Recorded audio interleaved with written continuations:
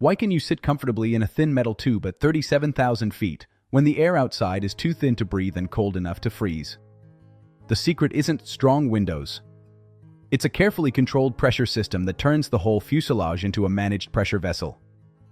Here's the simple version. An airliner pressurizes the cabin by constantly bringing conditioned air in and then controlling how much air is allowed out. Think of the cabin like a slowly leaking balloon. The airplane keeps it comfortably inflated by feeding air steadily, while a valve at the back meters the leak to hold the right pressure. So where does that incoming air come from?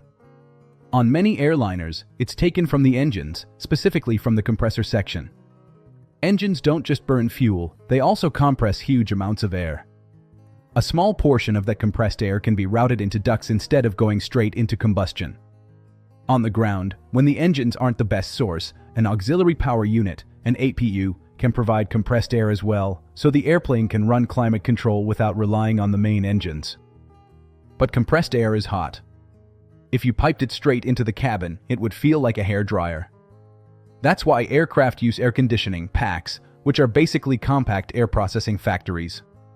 Inside, the air is cooled through heat exchangers, then driven through an air cycle machine, using expansion to drop temperature dramatically, then adjusted again to land at a comfortable cabin temperature. The clever part is that the system can do this efficiently across wildly different conditions: hot ramp in summer, cold air at altitude, and everything in between.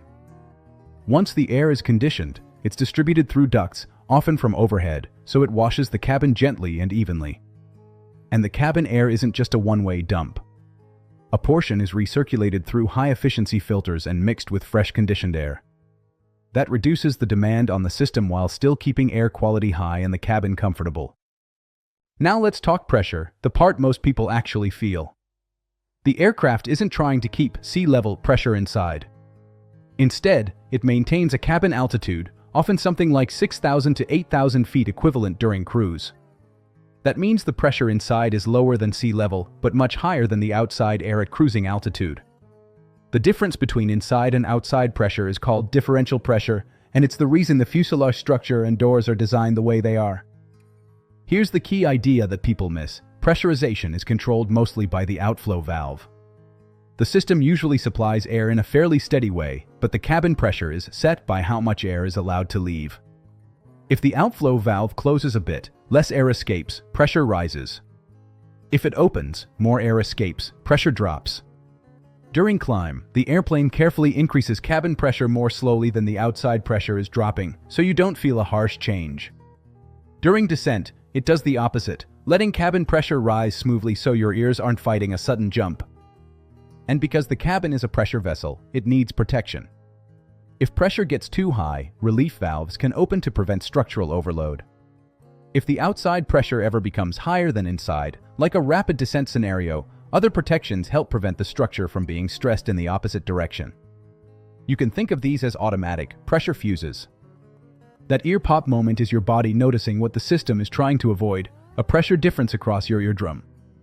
The airplane aims for gradual changes, but your ears still have to equalize.